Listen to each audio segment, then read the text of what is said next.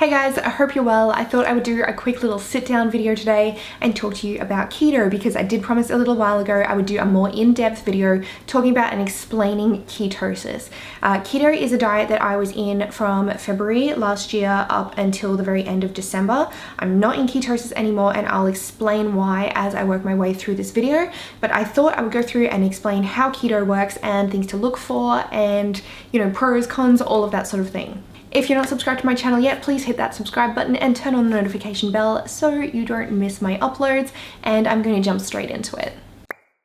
So the keto diet or versions of the keto diet have been around for quite a while, and keto is essentially ketosis. So it's the state that your body goes into when it is starved of sugars. When you cut out carbohydrates for long enough, your body turns to fats for its primary energy source rather than carbohydrate. Your liver starts breaking down fatty acids into ketones, hence the name ketosis. So what does it do? Keto has been shown to reduce blood sugar spikes, stabilize insulin levels, stabilize hormone levels, reduce insulin resistance, and improve conditions such as Alzheimer's and epilepsy. It is also occasionally used in really early on cancer treatment to help starve the cancer and halt growth. This is still something which is being studied and it's only recommended by some doctors. So when you are in ketosis, typically throughout the day, only 3 to 5% of your foods are carbohydrate sources. Everything else is fats and proteins. It is a moderate protein, high fat diet. Now I do have a list of foods which I was eating quite regularly on the keto diet on my blog. I'll link that in the description box if you want to check it out. It's like a free downloadable PDF which you can use as a basis for your shopping list. So before you start keto, I see a lot of people starting keto as a way just to lose weight. And yes, you probably will lose weight on a keto diet because it is such a shift for your body.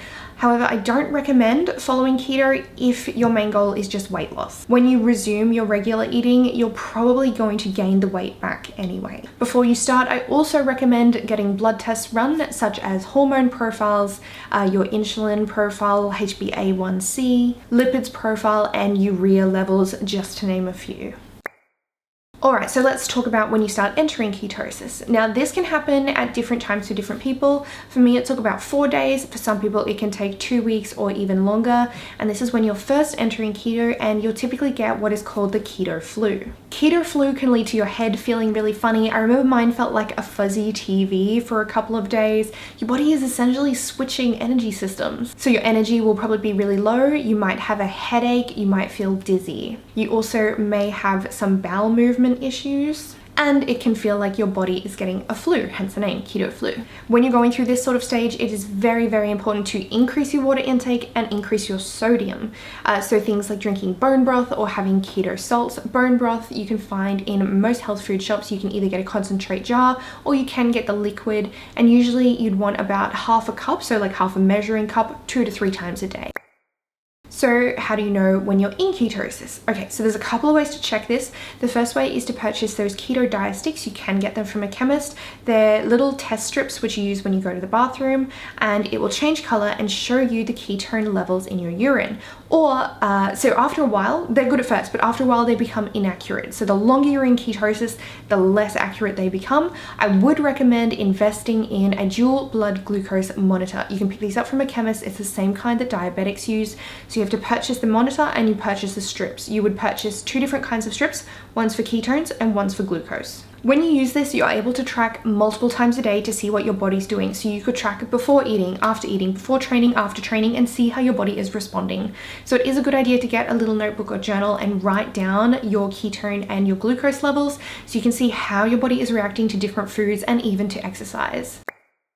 So during keto, cheat meals aren't a thing because they will knock you out of ketosis. So it's about having no cheat meals. You can't live that lifestyle anymore where it's like, you know, a couple of days a week you eat whatever. That doesn't exist now that you're on keto.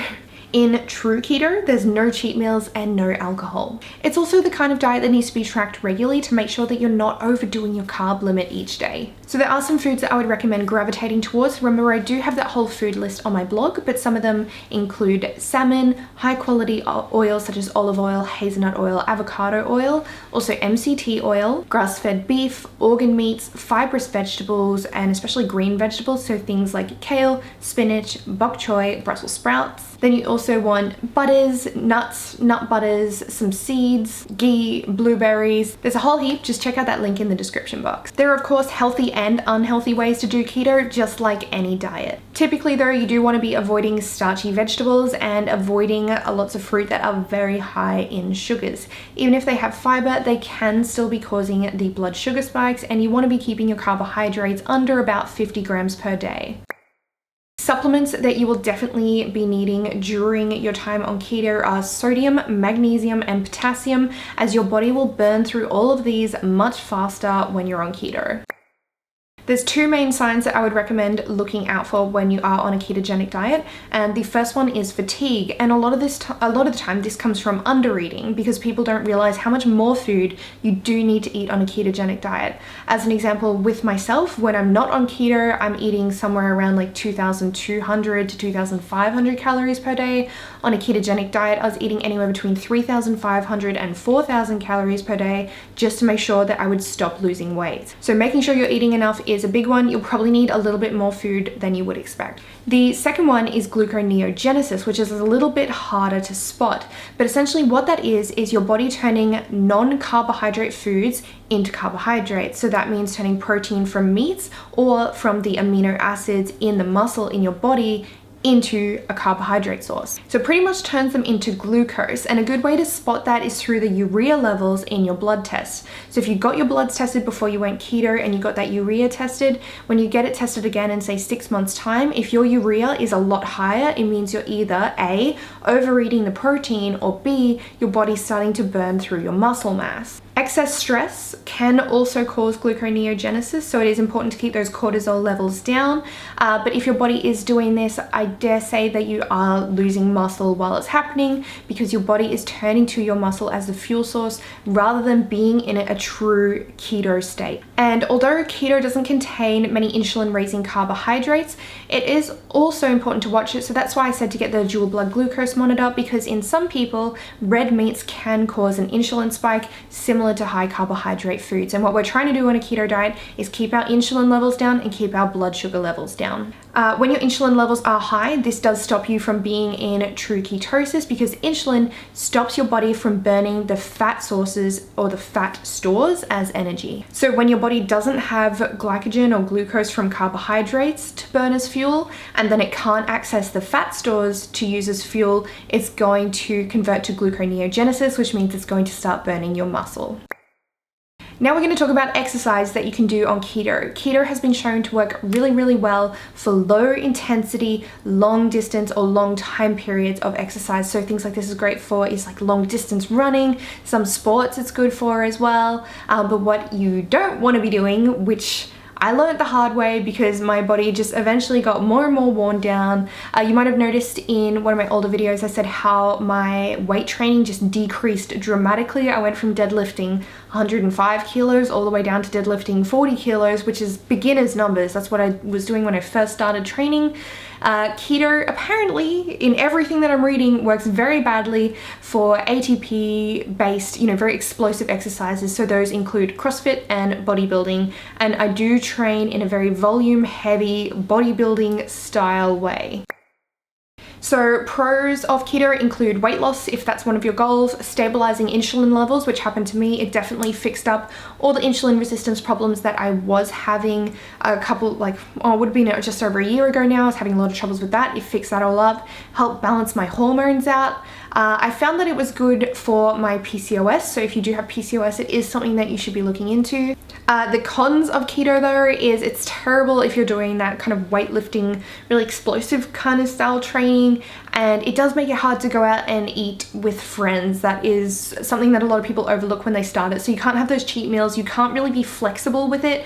You do have to make it work and make everything stick under the absolute max is 50 grams of carbohydrates a day. You want to stay under that. So your typical macronutrient ratio split, you're going to be looking at, let's say as an example, 5% carbohydrates, 15% 15% protein, and then about 80% fats.